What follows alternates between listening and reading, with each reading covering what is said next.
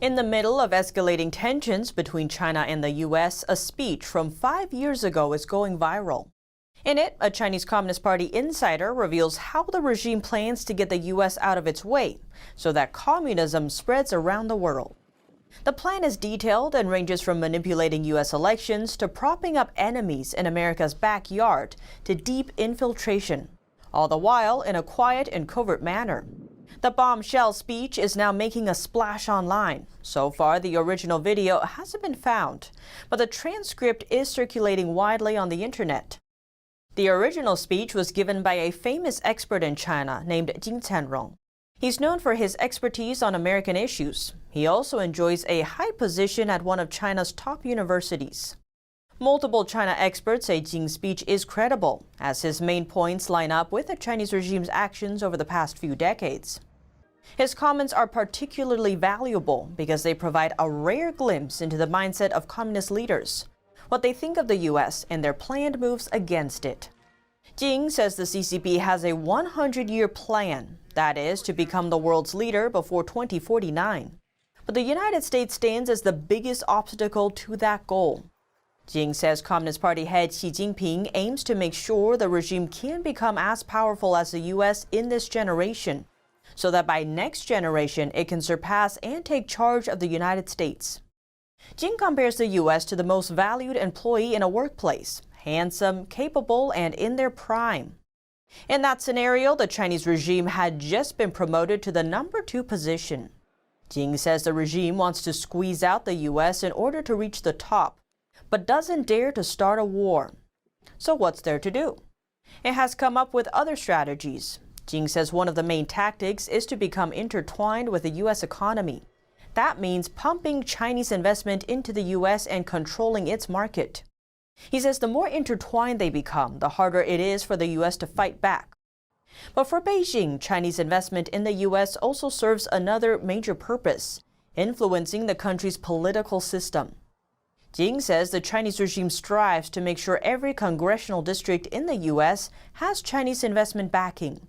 That way, the regime can directly influence politicians through gaining control over thousands of votes.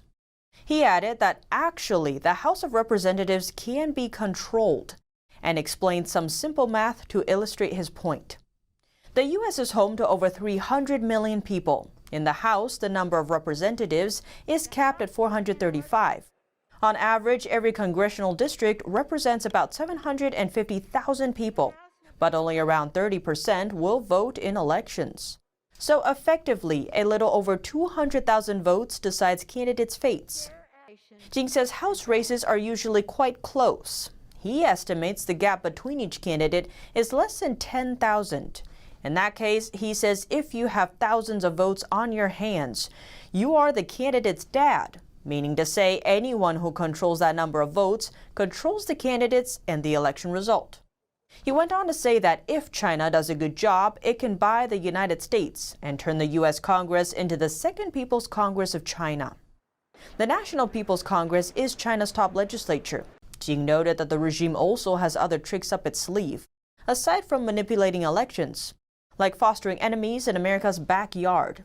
He says if the U.S. has 4 major enemies, it would struggle and lose its direction, and that the Chinese regime's strategy is to make sure that the U.S. has plenty of enemies to keep it occupied. He explained the terrorists are currently one. Russia is very similar to one. But it's not enough. China once wanted to prop up Brazil, but points out that Brazil has the potential but isn't fully up to the task either. That's it for Beijing's plans to subvert the U.S. from within. But Jing says the CCP doesn't stop there, that it has even more ideas to weaken America's power from the outside. For this strategy, the main focus is on the Indo-Pacific region. To understand how the Chinese regime's external tactics work, we have to first understand the importance of the Indo-Pacific region. Spanning from America's west coast to western India, the Indo-Pacific is critical to the well-being of the globe. It is home to more than half of the world's population and is responsible for over 60% of global GDP. The world's 3 biggest economies are also involved here: the U.S., China, and Japan. These countries can thrive because the current global order keeps the region free and open. Critical trade routes are secure, so countries can freely move their energy and goods. The U.S. serves as a police force and guards that order. America's position as the global leader manifests in that power. Only the U.S. can project its strength into almost any region of the world. And in the case of the Indo-Pacific, the U.S. can't do that largely because of robust alliances and a powerful military. These are Beijing's two targets. For the Chinese Communist regime, the South China Sea is a good starting point. This strategic region sits between China, Vietnam, Taiwan, and the Philippines. Beijing's plan is to build and expand artificial islands there, which are turned into military bases. The expanded reach gives China's military more access, designed to help them gradually take control of the area. The South China Sea is shaped like an inverted pyramid, with the Paracel Islands in the west, the Spratlys in the south, and the Scarborough Shoal in the east. Jing's original speech is from 2016, and at the time he said the regime had already taken control of the west and south. China hasn't militarized the Scarborough Shoal in the east, but had already seized the area in 2012.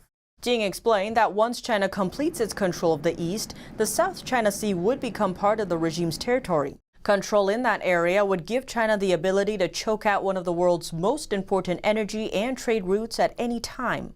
Almost a third of the world's crude oil goes through the South China Sea every year. A third of global shipping also travels through the region. Jing says this could put America's alliance with Asia in danger. That's because trade routes in the South China Sea are the lifeblood for two key U.S. allies, Japan and South Korea. Both countries receive almost 90% of their imported oil through the South China Sea, and 70% of Japan's external trade is also shipped through the area. Jing says if China chokes the lifeline of these two allies, they would probably start doubting the value of forming an alliance with America.